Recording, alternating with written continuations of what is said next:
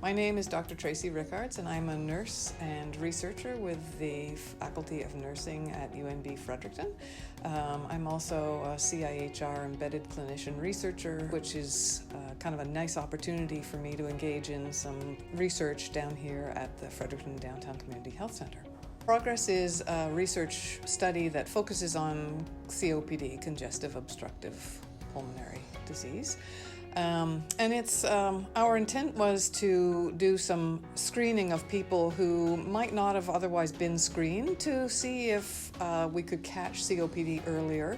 When we were invited to come and take part in the Patient's Den, we were really excited about the opportunity, and mostly because we were really excited to present in front of other patients and to see what their thoughts were about the research that we were doing.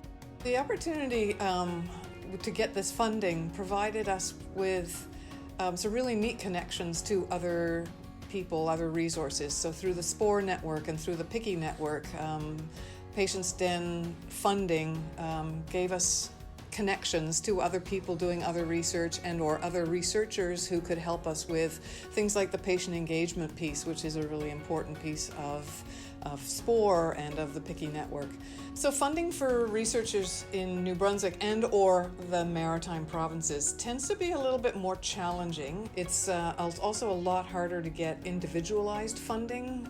So pulling together teams is really important. So the Patient's Den is doing a really good job of filling that gap and giving researchers in the Maritimes or in New Brunswick in this particular instance, an opportunity to have access to at least some degree of funding.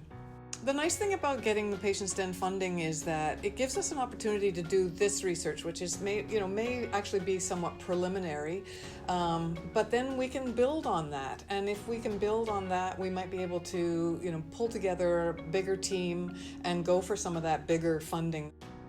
We were very honored with the award and with the opportunity to engage in the research.